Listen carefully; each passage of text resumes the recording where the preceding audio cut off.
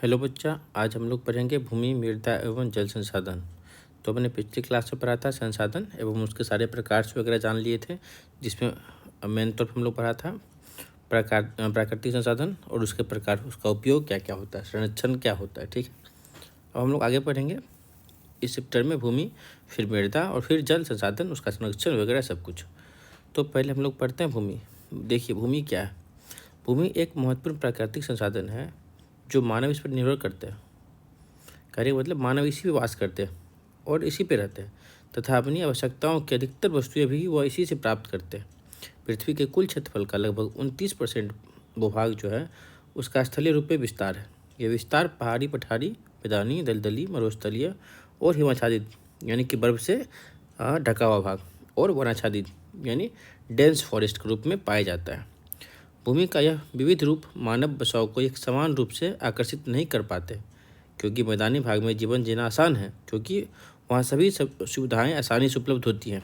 अतः उन क्षेत्रों में जनसंख्या काफ़ी सघन मात्रा में पाई जाती है, जबकि पहाड़ी क्षेत्र में जीवन यापन काफ़ी मुश्किल है और इस वजह से वहाँ का घनत्व जो है, जनसंख्या घनत्व काफ़ी कम होता है। जैसे के तौर पे आप लोग देख लो, बिहार, यूपी और जो नॉर्दर्न स्टेट है, जो प्लेन एरिया है जहाँ पे गंगा का मैदान है, उन एरिया में जनसंख्या बहुत ही ज़्यादा है। जैसे भारत की सबसे अधिक आबादी वाला स्टेट कौन सा है, जैसे कि उत्तर प्रदेश। आप दूसरी ओर देखो, वहाँ पे हिमाचल प्रदेश, उत्तराखंड, सिक्किम, अरुणाचल प्रदेश, ईटानगर जो उसका कैपिटल वगैरह है, ये सब क्या है, यहाँ पे पॉपुलेशन बहुत कम है। रीजन क्या है, वो पहाड़ी क्षेत्र है। अब हम लोग देखते हैं भूमि का उपयोग क्या क्या है। देखिए भूमि का उपयोग भूमि का उपयोग हम लोग भिन्न भिन्न कामों में करते हैं।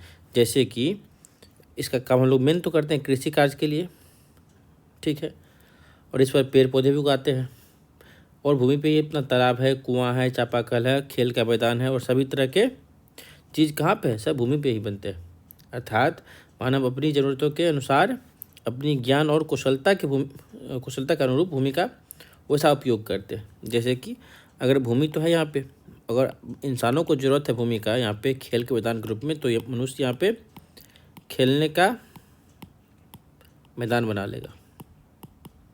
ज़रूरत है रेलगाड़ी बनाने का, तो भूमि पे रेलगाड़ी बना लेगा। ज़रूरत है आवास करने का, घर रहने का, तो वहाँ पे आवास बना लेगा। कहने का मतलब क्या है, जो ज़रूरत है इंसानों का उसके अनुरूप वो भूमि का उपयोग करते हैं। चलिए हम लोग आगे देखते हैं। देखिए भूमि का उपयोग है तो इसको हम देख लेते हैं कौन कौन से होता है। ये आपके SCERT बेस्ड है, मतलब टेक्स्ट बुक जो है आपका उसी के बेस्ड पे है। क्या है ये कि सड़क के रूप में हम लोग करते हैं, हमने अभी देखा। रेल मार्ग बनाने के लिए करते हैं, पेड़ पौधा उगाने के लिए करते हैं, कृषि कार्य करने के लिए करते हैं, मकान बनाने के लिए करते हैं, गाँव एवं सड़क बनाने के लिए करते हैं, तालाब के लिए करते हैं, नहर के लिए करते हैं, कुआं बनाने के लिए करते हैं, बंदरगाह के लिए करते हैं, हवाई अड्डा के लिए करते हैं और कारखाने तक बनाने के लिए हम लोग क्या उपयोग करते हैं बच्चे, भूमि का। ठीक है, तो ये क्या भूमि का विविध उपयोग है, डिफरेंट प्लेस पे भूमि का उपयोग। ठीक है, आगे बढ़ते हैं। हम लोग एक चीज़ देखते हैं, भूमि का उपयोग में अंतर क्या है। यहाँ अंतर का मतलब है असमानता क्यों है।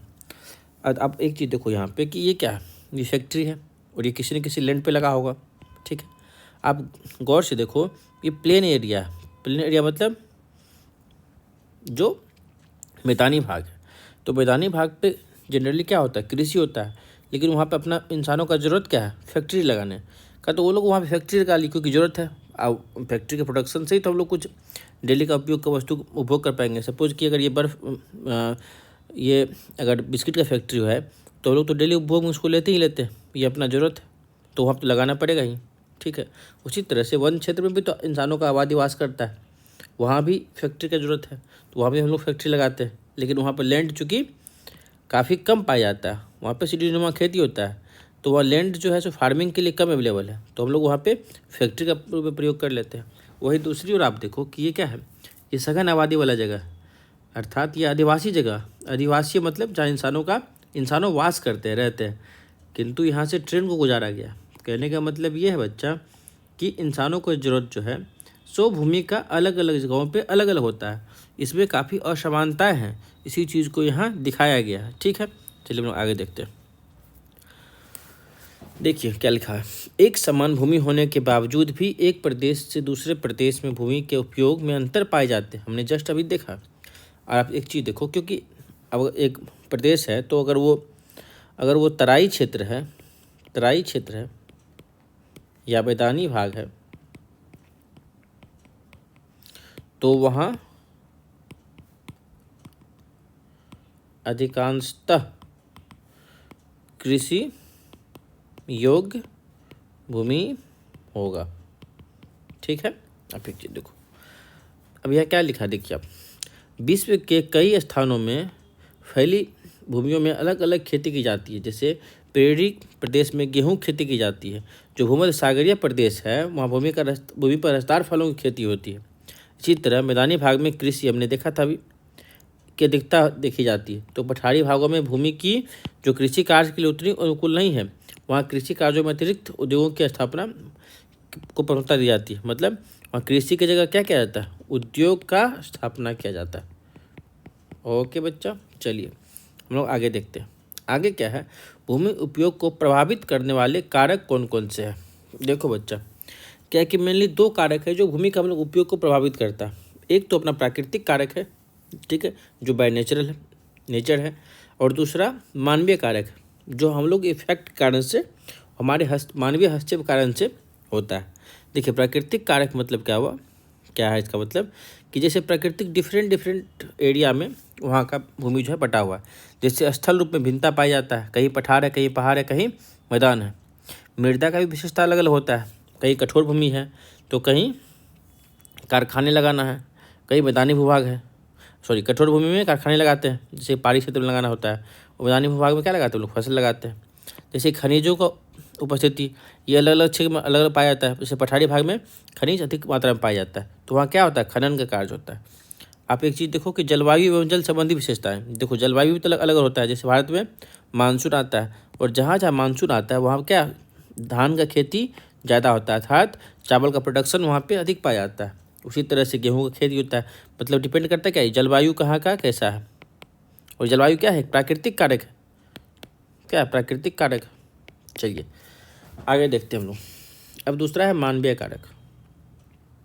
एक चीज़ देखो बच्चा, मानवीय कारक में क्या क्या है। अभी इंसान क्या है कि टेक्नोलॉजी में काफ़ी आगे बढ़ चुका है। जैसे वो तकनीकी ज्ञान में वृद्धि पा लिया, काफ़ी वृद्धि पा लिया। तो जो अपना वो संसाधन का उपयोग करता है उसमें टेक्नोलॉजी का इस्तेमाल करता है। पुराने ज़माने में लोग रहने के लिए एक मंजिला इमारत बनाया करते थे, पर आज बहुमंजिला इमारत है, क्योंकि अपने पास सीमेंट, बालू, गिट्टी और इंस्ट्रूमेंट का टेक्नोलॉजी है, डेवलपमेंट हम लोग कर सकते हैं। तो ये किस में आता है, ये मानवीय कारक में। अच्छा, दूसरा जनसंख्या वृद्धि, ये तो मानवीय हस्तक्षेप कारण से बढ़ता है। तो जनसंख्या वृद्धि होगा तो वहाँ का ज़मीन का उपयोग भी अलग होगा। जैसे कि हम लोग बांग्लादेश में पॉपुलेशन बहुत ही ज़्यादा है अकॉर्डिंग टू देयर लैंड। मतलब लैंड के हिसाब से वहाँ पे क्या है कि जनसंख्या ज़्यादा है। मतलब कहने का कि 1 वर्ग किलोमीटर में वहाँ जो रहने वाली कुल पॉपुलेशन है वो काफ़ी सघन है, ठीक है। तो वहाँ तो टेक्नोलॉजी का इस्तेमाल ज़्यादा होता है। कहने का मतलब आप बहुमंजिला इमारत बना के अधिक आदमी वास कर सकते हैं। तो ये मानवीय हस्तक्षेप कारण से या मानवीय कार्य के कारण से वहाँ पे जनसंख्या वृद्धि पर हम लोग अधिक लोग वास कर लिए लिमिटेड भूमि पे। अपना श्रमिकों का उपलब्धता भी है। श्रमिक मतलब मानव संसाधन, ये आपका ऑब्जेक्टिव में डायरेक्ट पूछ सकता है, ठीक है। और मानवीय आवश्यकताओं में अंतर, देखो आप एक चीज़ ये कि आदमी का आवश्यकता भी तो अंतर डिफरेंट होता है। ये अकॉर्डिंग टू आपके पास रिसोर्स कितना है। रिसोर्स का मतलब यहाँ धन से, तो ये धन जो है आपके पास कितना है और आप क्या चाहते हो, मानव का क्या आवश्यकता है, उस आवश्यकता अनुसार अगर ज़रूरत लगता है बहुमंजिला इमारत बनाने का तो वो कम भूमि क्षेत्र में बनेंगे। अगर उसे गोल्फ का मैदान चाहिए तो उसे अधिक भूभाग चाहिए होगा। तो यहाँ आवश्यकता मनुष्य के हिसाब से डिफरेंट होता है, ठीक है बच्चा। चलिए हम लोग आगे देखते हैं। क्या अगला अपना है, क्या भूमि उपयोग का प्रारूप क्या है। देखिए इसको समझिए अच्छे से। देखिए भूमि उपयोग का अर्थ है कुल उपलब्ध भूमि का विविध कार्यों में होने वाले उपयोग के आंकड़ों से है। मतलब जो अपने पास टोटल लैंड है उसमें से उसका यूज हम लोग किस किस क्षेत्र में कैसे करते हैं, यूज कैसे करते हैं, हाउ, ठीक है। इससे संबंधित आंकड़े इससे संबंधित आंकड़े हमेशा बदलते रहते हैं। विभिन्न देशों के मध्य इसका प्रारूप एक जैसा नहीं है, क्योंकि ये अलग अलग क्षेत्र में यहाँ विभिन्नता हम लोग पहले भी पढ़ा है कि भूमि का जो वितरण है वो एक जगह समान नहीं है, वो हर क्षेत्र में डिफरेंट है। ठीक है, कहीं पठार है, कहीं पर्वत है, कहीं वन क्षेत्र। देखिए, कहीं वन क्षेत्र अधिक मिलता है तो कहीं शुद्ध बोई गई भूमि का क्षेत्र, तो कहीं बंजर भूमि का क्षेत्र अधिक मिलता है। ठीक है, हम लोग देखते हैं इसके भारत में भूमि उपभोग प्रारूप संबंधी आंकड़े। अच्छा, इसको आप लोग अच्छे से याद रखेंगे। भारत में भूमि उपयोग प्रारूप संबंधी आंकड़े या रिकॉर्ड भू राजस्व विभाग रखता है। लैंड सर्वे डिपार्टमेंट जो अपना है, ठीक है, वो डिपार्टमेंट, लैंड रेवेन्यू वाला डिपार्टमेंट, वो डिपार्टमेंट रखता है इसका सारा हिसाब झड़ी, जिसमें इसका नक्शा हो गया या जितना भी डॉक्यूमेंटेशन पेपर वर्क होता है वो उसके पास होता है। हम लोग देखते हैं भूमि उपयोग का या उपभोग का या उपयोग का प्रारूप का वर्ग क्या है। ठीक है बच्चे, ये देखिए, एक तो अपना है वन क्षेत्र की भूमि। ठीक है, जो एरिया है जहाँ पे घनी मात्रा में वन क्षेत्र है, कहने का मतलब वो पहाड़ी क्षेत्र। दूसरा है कृषि कार्य के लिए अनुपलब्ध भूमि। ठीक है, और तीसरा है प्रति भूमि। चौथा है अन्य कृषि अयोग्य भूमि और शुद्ध बोई गई भूमि। मेनली हम लोग ये 5 टाइप का भूमि का उपयोग वर्ग होता है। ठीक है, या तो हम इसका इस्तेमाल वन क्षेत्र में करेंगे, या कृषि में करने के लिए अनुपलब्ध जमीन है, या प्रति है, या अयोग्य है, या शुद्ध बोई गई भूमि जहाँ पे काफ़ी फर्टिलाइज भूमि है। ठीक है, तो कृषि कार्य के लिए अनुपलब्ध भूमि क्या हुआ, बंजर है या फिर व्यर्थ है भूमि। ठीक है, या कृषि योग्य तो भूमि है लेकिन वो हम लोग सड़क बना दिए हैं, मकान बना दिए हैं, उद्योग लगा दिए, तो एक तरह से अनुपलब्ध भूमि हो गया। ठीक है, वो क्या हो गया, अनुपलब्ध भूमि हो गया। ठीक है, प्रतिभूमि है। प्रतिभूमि भी 2 तरह का होता है, चालू प्रतिभूमि और अन्य प्रतिभूमि। हम लोग आगे देख लेंगे चालू प्रतिभूमि क्या है और अन्य प्रतिभूमि क्या है। ठीक है, अन्य कृषि अयोग्य भूमि जैसे कि अस्थायी चारागार की भूमि। अपने पास कृषि तो जो है वो क्या है, योग्य भूमि होता है, लेकिन उसमें हम लोग चारागार बना के रखे हुए हैं। ठीक है, अस्थायी रूप से तो चरने का काम करता है चारागार में, जो जानवर होती है हमारी। और कृषि योग्य बंजर भूमि, क्या कृषि योग्य है लेकिन वो क्या बंजर भूमि है, वो क्या। और शुद्ध बोई गई भूमि, तो जो भूमि है उस पर हम लोग फसल अभी करंट में उपजा है उसे कहते हैं। ठीक है, आगे देखते हैं भूमि संरक्षण की आवश्यकता क्या है। तेजी से बढ़ती जनसंख्या के पोषण, आप इसको देखो, तेजी से बढ़ती टॉपिक हमारा भूमि संरक्षण की आवश्यकता क्यों है। एक्चुअली में देखो कि आज के डेट में विश्व भर में जनसंख्या तेजी से बढ़ रही है। भारत की जनसंख्या खुद 141 करोड़ के आसपास पहुंच चुकी है। ठीक है, तो तेजी से बढ़ती जनसंख्या के लिए पोषण एवं आवास संबंधी आवश्यकताओं को पूरा करने के कारण वन एवं कृषि क्षेत्र घटते जा रहे हैं। आपके पास क्या लैंड तो लिमिट है और पॉपुलेशन बढ़ता जा रहा है, तो लैंड जो है उसी में डिवाइड होते जा रहा है। ठीक है, जो लैंड है आपके पास वो क्या है, कम होते जा रहा है, लैंड कम हो रहा है प्रति व्यक्ति में, क्योंकि लैंड जो है सो वो तो फिक्स है। इंसान का पॉपुलेशन ग्रो कर रहा है, तो हर इंसान के पास जो लैंड हैगा वो टुकड़ा छोटा होता जाएगा। ठीक है, वो कम एरिया में कृषि कर पाएंगे। फसलों के उत्पादन को बढ़ाने के लिए रासायनिक उर्वरकों का भी काफ़ी उपयोग हुआ है। जब से ये अपने देश में हरित क्रांति आया है, या विदेशों में भी पूरे दुनिया में, तो हरित क्रांति में मेनली क्या है, वहाँ पर रासायनिक उर्वरक का प्रयोग करके हम लोग प्रोडक्शन को हाई कर लेते हैं, उत्पाद को ज़्यादा कर लेते हैं। ठीक है, जिसके फलस्वरूप आपने देखा होगा अभी आज के डेट में मार्केट में सारा कुछ क्या है, हाइब्रिड उपलब्ध है, कम समय में कम लागत में अधिक प्रोडक्शन। अति सिंचन एवं पशुचारण की क्रियाएं भी हुई हैं। अति सिंचन का मतलब हुआ कि जो अब सपोज आपने धान का खेत लगाया और धान के खेतों में क्या चाहिए, धान के खेतों में पानी का प्रचुरता चाहिए, किंतु मानसून नहीं आने के कारण, मानसून लेट के कारण से आपके खेतों में धान की पैदावार अच्छी नहीं होती, तो इंसान वहाँ पे मैनुअली तरीक़ा से मशीन के द्वारा, मोटरों के द्वारा खेतों में सिंचाई करते हैं। इससे क्या होता है, अपना भूमिगत जल होता है, जो भूमिगत जल है वो भी शॉर्ट करता है।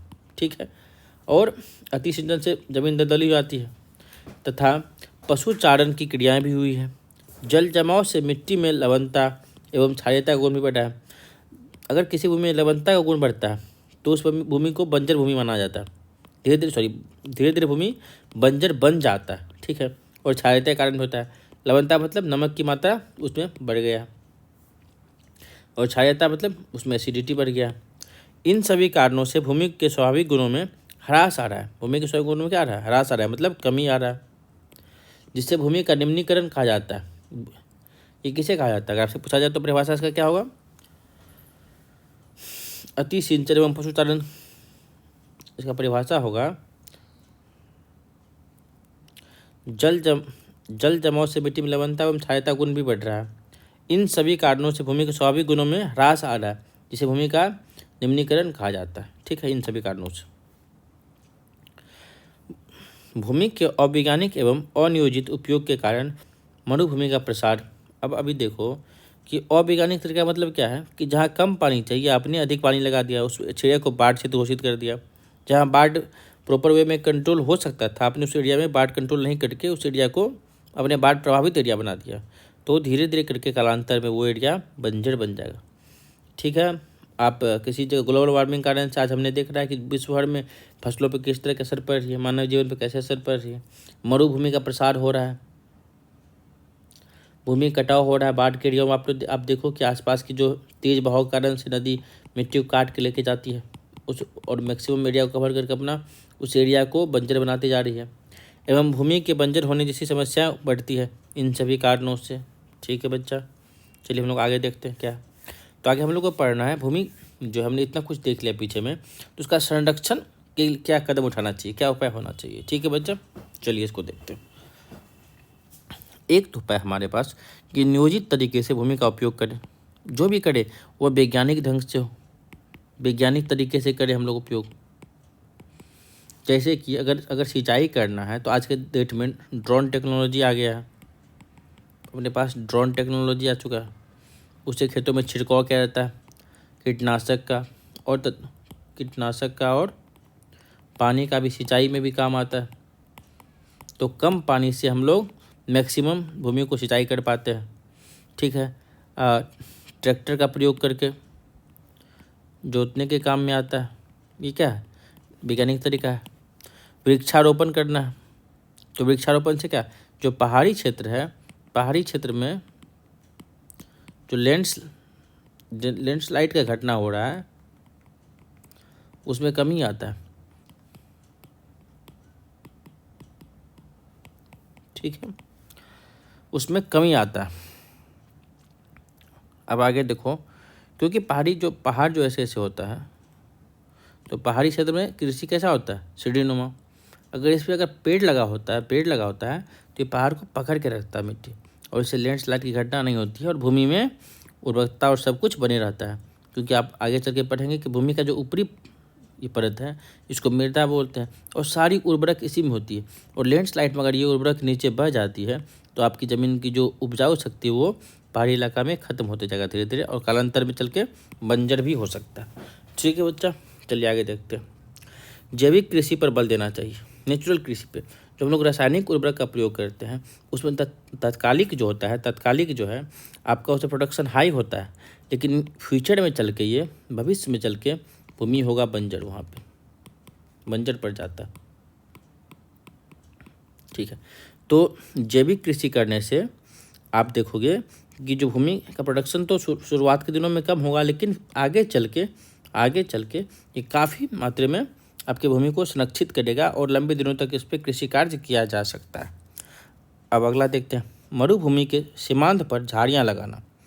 मरुभूमि का सीमांत एरिया मतलब ये मरुभूमि का क्षेत्र है, तो अगर आप आसपास से झाड़ियाँ लगाना शुरू कर दोगे इस पर, तो धीरे धीरे करके कालांतर में ये पेड़ सघन होते जाएंगे और भूमि को पकड़ के रखता है, जिससे भूमि से जो मरुभूमि होता है उड़ने का कार्य, भूमि उड़ के एक दूसरी जगह से दूसरी जगह चल जाती है, तो वो अस्थायी तौर पे वहाँ पे रहना शुरू कर देंगे, और इससे मृदा में और भूमि में काफ़ी संरक्षण मिलेगा। भूस्खलन रोकने के लिए सीढ़ीनुमा खेती। तो सीढ़ीनुमा खेती करने से आप देखते हो कि ये जो पहाड़ होता है, हमने देखा भी, ये अगर पहाड़ है तो ये पहाड़ पे तो चूँकि खेती इस एरिया में सीढ़ीनुमा तरीके से किया जाता है, इस तरह से खेत को। तो अगर इस तरह से करते हैं तो पहाड़ पे जो कुछ गिरता भी है, लैंडस्लाइड होता है, पत्थरें गिरती है, तो ये सीढ़ीनुमा खेती पे रुक के नीचे नहीं आके बल्कि रुक जाती है, तो थोड़े स्टेपों में रुक जाती है। इससे भूमि क्या होता है, भूमि का इससे संरक्षण होता है काफ़ी। चलिए, पशुचारण नियंत्रित करेंगे। जो कृषि योग्य भूमि है, पशुचारण से क्या होता है कि अगर पशु वहाँ पे चारा अधिक कर लिया तो आपका ज़मीन की ऊपरी परत जो होता है वो अधिक चारा होने कारण से उधर से पौधे हट जाते हैं और ज़मीन सूखा पड़ने कारण से बालू और जो मृदा है वो उड़ के एक स्थान से दूसरे स्थान तक चल जाती है, जिससे भूमि बंजर होने की संभावना हो जाती है। बाढ़ग्रस्त क्षेत्र में बांध हुआ जलाशय का निर्माण करना। जो बाढ़ग्रस्त एरिया है आप उसको नियोजित तरीके से इस्तेमाल करो तो उधर अपना है बांध बना लेने से अपने पास एक जल रिसोर्स मिलता है, जल संसाधन मिलेगा। वहाँ पे मछली पालन किया जा सकता है जो मानव को आगे चल के काम आता है। जलाशय निर्माण हो जाएगा और इसका उपयोग पानी पीने के लिए, सिंचाई के लिए कर सकते हैं। तो इससे अपना बाढ़ भी कंट्रोल होगा, भूमि भी संरक्षित रहेगा और क्या होगा, और जल भी सुरक्षित रहेगा, जल का भी सदुपयोग होगा।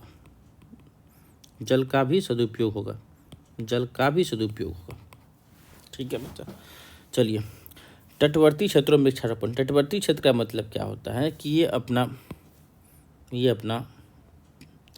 प्यारा भारत है।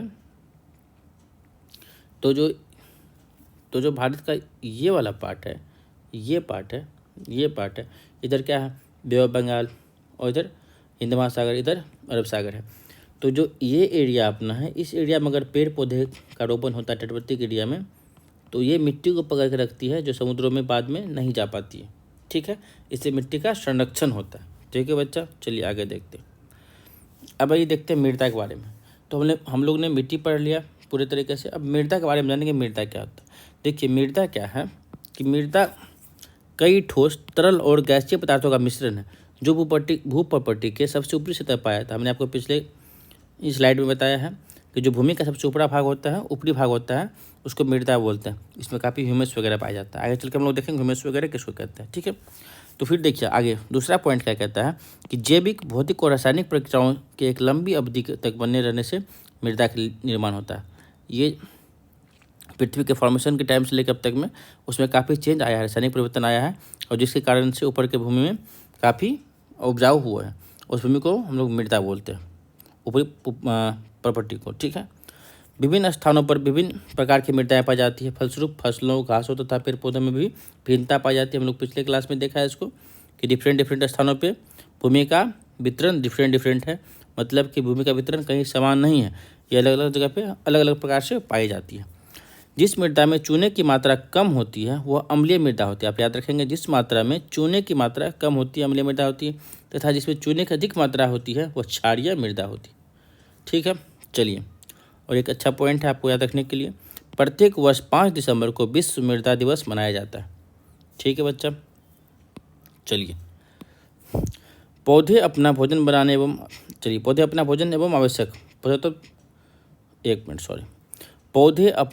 एवं आवश्यक पोषक तत्व प्राप्त करते हैं। कहाँ से करते हैं? सब मृदा से करते हैं। ठीक है, और मृदा में क्या क्या पाई जाती है? ह्यूमस, वायु, जल, सूक्ष्मजीव और खनिज। ह्यूमस किसको बोलते हैं बच्चा? मृदा में पेड़ पौधे, जीव एवं अन्य सड़े गले पदार्थों के अवशेषों को ह्यूमस कहते हैं। जो ऊपर का होता है ना भूप्रपट्टी, ऊपरी परत जो होता है भूमि का, उस परत में ह्यूमस होता है, जल वायु शब्द होता ही है। ह्यूमस मतलब क्या हुआ कि लंबे समय से जो पेड़ों के पत्ते गिरते हैं, जीवाश्म जानवर मरते हैं, उसे हम लोग मिट्टी में दफना देते हैं, तो वो आगे चल के ह्यूमस का काम करती है। ठीक है, जो काफ़ी उपजाऊ और पोषक तत्व पैदा करते हैं। किसके लिए? पौधे के लिए। चलिए, हम लोग अब देखेंगे मृदा का उपयोग क्या क्या है। आज इस क्लास में लोग मृदा का पूरा पढ़ेंगे, कल हम लोग जल संसाधन पढ़ेंगे, और नेक्स्ट में डे में हम लोग पढ़ेंगे इसका सारे प्रश्नोत्तरी कैसे होते हैं, सब बनते हैं कि नहीं, और 1 बाय 1 करके हम लोग सबका डिस्कशन कर लेंगे। तो पहले हम लोग यहाँ पे देखते हैं कि मृदा का उपयोग क्या है। देखिए, मृदा का उपयोग होता है पेड़ पौधा, घास, झाड़ियों को उगाने में, चूँकि भूमि पे ही सब कुछ होती है, तो मानव भी इसी पे निवास करते हैं, और फसलों की खेती करने में सारे फसल ऊपरी परत पे होते हैं। जो हम लोग घर बनाते हैं, वो घर बनाने में मिट्टी का होता है। जो ईंट बनता है वो भी किससे बनता है? ईंट मृदा से बनता है। मूर्ति बनता है, जो क्ले होता है वो क्ले से बनता है, और क्ले भी मृदा का ही पार्ट है। ईंट, खिलौना, गमला, घड़ा, सुराही, खपड़ा इत्यादि सब इससे बनते हैं। मेड़, बांध, तटबंध, कच्ची सड़क, दिया, कलश इत्यादि सारे किससे बनते हैं बच्चा? मृदा का उपयोग से ही बनते हैं। और ये सब क्या है? मृदा का उपयोग। ठीक है, हम लोग अब देखेंगे कि मृदा निर्माण का मतलब क्या है। देखिए, किसी स्थान की मृदा के निर्माण में वहाँ उपस्थित मौलिक चट्टान क्षेत्र की जलवायु, मौलिक चट्टान क्षेत्र की जलवायु, वनस्पति, सूक्ष्म जीवाणु, क्षेत्र की ऊंचाई, ढाल तथा समय का योगदान होता है। मृदा निर्माण प्रक्रिया में सबसे पहले मौलिक चट्टानें टूटती है। टूटे हुए कणों के और महीन होने की प्रक्रिया अनवरत चलती रहती है।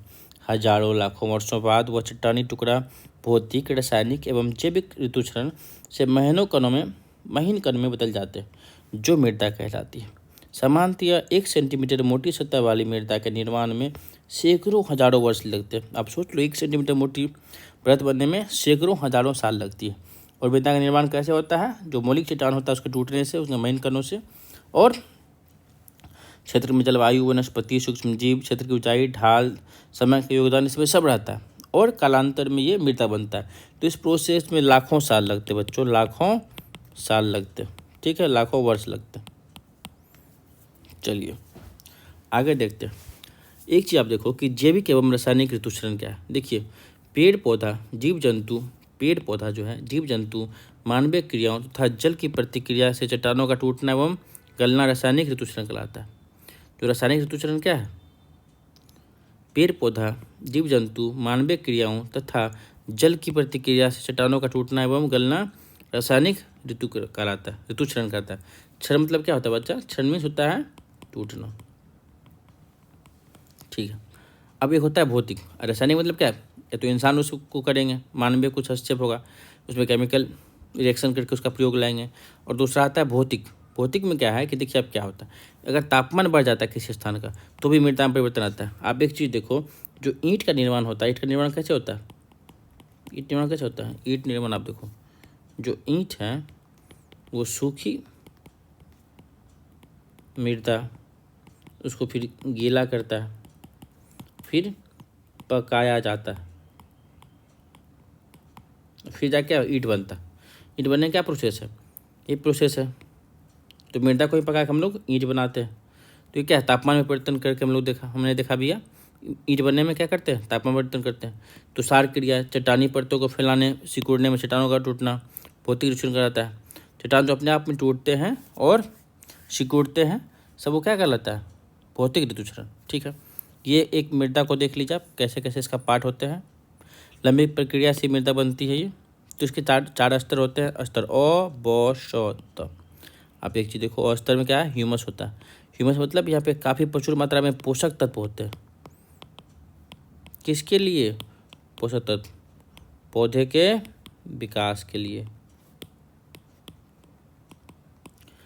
उसकी निचली परत जो होती है उसमें बालू एवं पंख की मात्रा अधिक होती है। और उससे निचली परत में होती है ऋतुक्षरण कण। जो ऋतुक्षरण कण होता है वो महीन कण होता है। और सबसे नीचे मौलिक चट्टान, चूँकि इसमें वेट होता है तो ये अंदर होता है। ये क्या? विभिन्न स्तर। ठीक है, आगे हम लोग देखते हैं, मृदा के प्रकार को देखते हैं। तो मृदा के 3 प्रकार हैं। एक तो आप देखो उर्वरकता के आधार पे, दूसरा है गठन या संरचना के आधार पे, और तीसरा है रंग के आधार पे। एक एक हम लोग देख लेते हैं सबको। उर्वरक क्या है? देखिए, उर्वरकता मतलब क्या? जो नदी घाटी का क्षेत्र होता है वो काफ़ी उपजाऊ होता है, उस उपजाऊ एरिया को क्या बोलते हैं? उर्वरकता के क्षेत्र के आधार बांटते हैं हम लोग, जो काफ़ी उपजाऊ है। दूसरा अनुउर्वरक मतलब जो बंजर भूमि पड़ गया, कम उपजाऊ जमीन है, जैसे पहाड़ी और मरुस्थलीय क्षेत्र में उपजाऊपन कम होता है। और होता भी है तो कुछ निश्चित और फल फूलें होती है, जैसे कि पहाड़ी क्षेत्र में अनानास, पहाड़ी क्षेत्र में सेब होते हैं, संतरा होते हैं, तो ये कुछ लिमिटेड फल हैं, अखरोट होते हैं। लेकिन मैदानी क्षेत्र में ये काफ़ी डिफरेंट चीज़ बहुत आयात मात्रा में और अधिक प्रोडक्शन के साथ होता है। अब आप देखो कि गठन या संरचना के आधार पर क्या होता है। एक होता है बलुई, मतलब बालू प्लस क्ले होता है, और इसमें बालू का मात्रा अधिक होता है। जो बलुई जमीन होता है उसमें बालू और क्ले मिक्स होता है, किंतु बालू अधिक मात्रा में होता है। चिकनी मिट्टी में क्या होता है कि क्ले का मात्रा ज़्यादा होता है। और दोमट मिट्टी एक होता है, 3 है, बलुई, चिकनी और दोमट।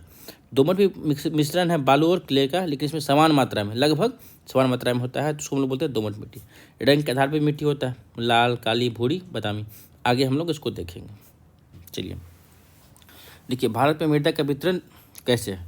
ये अपने प्यारा भारत का मैप है। इस मैप में आप लोग गौर से देखने की कोशिश करेंगे। मैं बताता हूँ आपको कि डिफरेंट क्षेत्र में किस टाइप का मृदा पाया जाता है। सबसे पहले हम लोग देखेंगे कि पर्वत और वन। तो जो अपने उत्तरी भारत है, भारत का उत्तरी क्षेत्र है, ये वाला क्षेत्र जम्मू कश्मीर, लद्दाख, उत्तराखंड, हिमाचल प्रदेश वाला क्षेत्र जो है, इसमें काफ़ी वन की प्रचुरता है। यहाँ पर अपना सिक्किम है, अरुणाचल प्रदेश वाला हिस्सा, सब ये सब इधर वन की मात्रा काफ़ी ज़्यादा है, तो इस प्रदेश में पाया जाता है।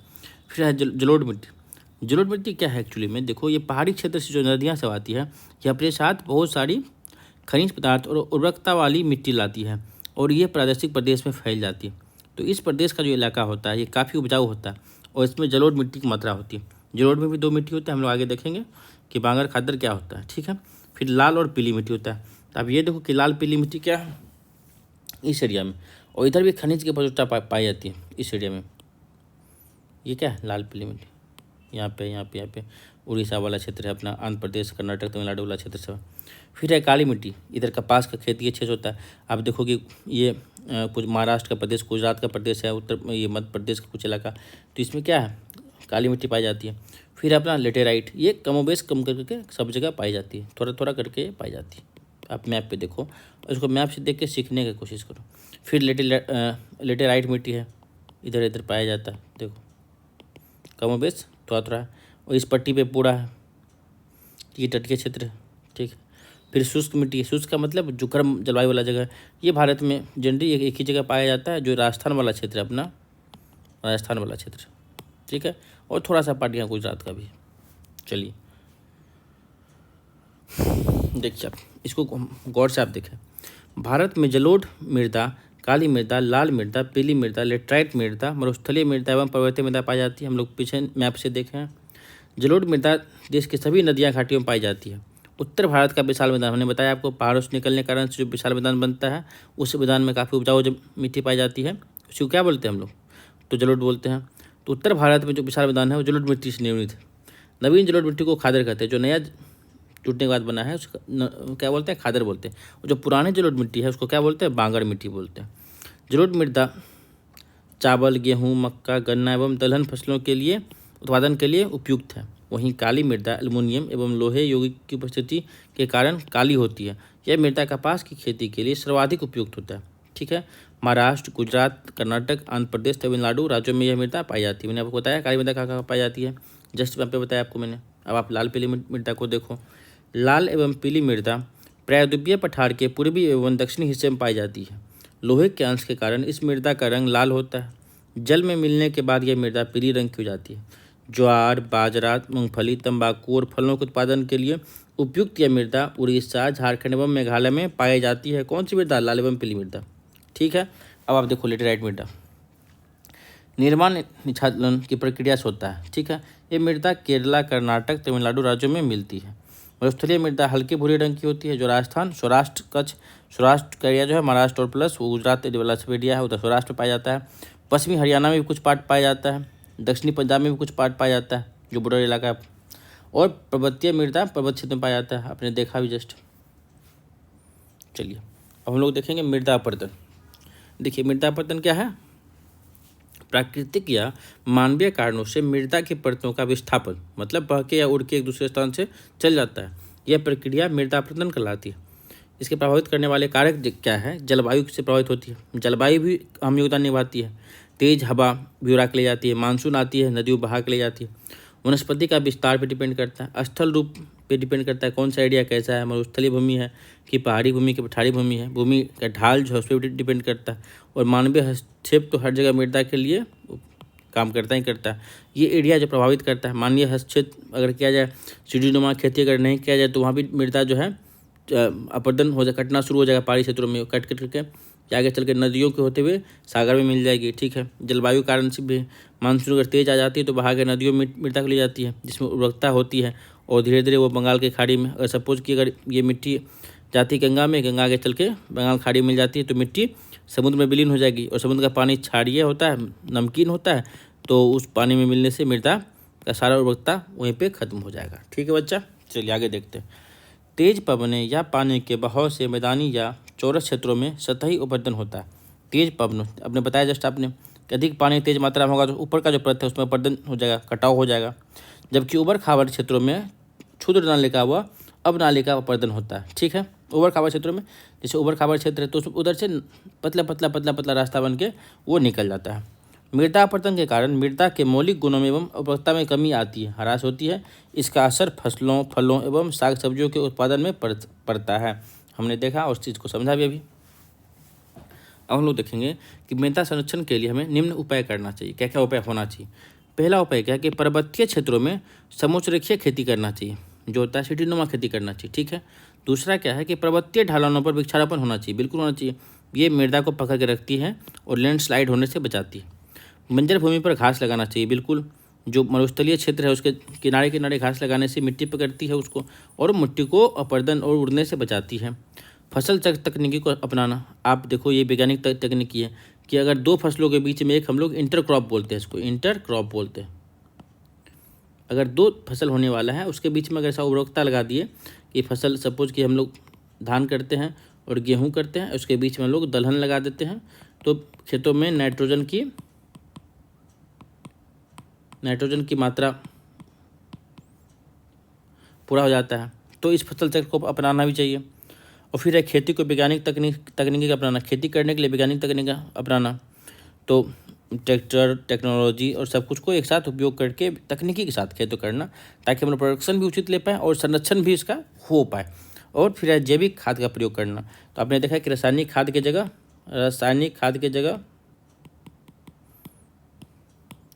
खाद बाय बाय और जैविक खाद हाय।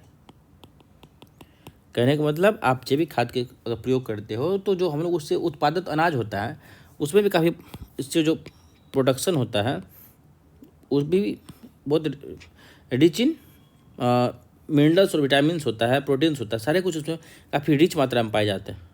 ठीक है बच्चा।